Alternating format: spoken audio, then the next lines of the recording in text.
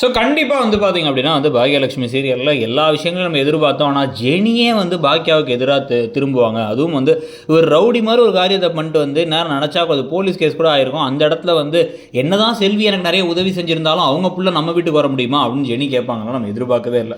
So இப்போ ஏகப்பட்ட திருப்பங்கள், காம்ப்ளிகேஷன்ஸ் அதிகரிச்சுட்டே இருக்க போது, இந்த சமயத்துல தான் வந்து பார்த்தீங்கன்னா, செழியன அந்த வீட்ட விட்டு வெளில போன்னு சொல்ல முடியாது பாக்யாவால. அதனால வந்து அவங்க என்ன சொல்லுவாங்க, முதல்ல கோபிய மட்டும் தான் வீட்ட விட்டு வெளில போன்னு சொல்ல போறாங்க. அப்பா போறாரு அப்படின்னா நானும் போயிடுவேன் அப்படின்னு செடியன் சொல்கிறதும், செடியன் போனால் நானும் போயிடுவேன் அப்படின்னு ஜெனி சொல்கிறதுக்குமான வாய்ப்புகள் ஜாஸ்தி. ஸோ 8 மாதம் ஆனதுக்கப்புறமா தனி வீடு, தனியாக 2 குழந்தைங்க அப்படிங்கிறதுக்கப்புறம் ஜெனியோட கேரக்டரே மாறுற மாதிரி கம்ப்ளீட்டாக மாற்றிட்டாங்க வேறு. ஸோ அதே மாதிரி இப்போ வந்து நமக்கு தேவையான விஷயம் இதுக்கெல்லாம் வந்து ஸ்ட்ராங்காக கொஞ்சம் கூட யோசிக்காமல் நீங்கள் இருந்து திருந்த போகிறது இல்லை, தயவு செஞ்சு வீட்டை விட்டு போங்கன்னு கோபி கூடவே சேர்ந்து போனால் ஈஸ்வரியும் துரத்தி விட்டால் கரெக்டாக இருக்கும். ஆனால் அது நடக்காமல் கதையை இழுத்துட்டே மட்டும் இருந்துகிட்டு இருந்தாங்க. சம்மந்தமே இல்லாமல் 1500 எபிசோட் கொண்டு போகணுங்கிறதுக்காக இதுங்களை ஒரே வீட்டிலே வச்சுக்கிட்டு இருக்காது. அப்புறம் வேறு யாராச்சும் வீட்டை விட்டு போகிறது, திருப்பி வீட்டுக்கு கூட்டு வந்து வீட்டை வச்சு உள்ளே வெளியே கேம் மட்டும் விளாண்டுட்டு இருந்தாங்கன்னா பார்க்குறவங்களுக்கு ஆல்ரெடி சலிச்சு போயிடும். ஸோ உங்களுக்கு என்ன தோணுதுங்கிறத சொல்லுங்கள். தேங்க்யூ.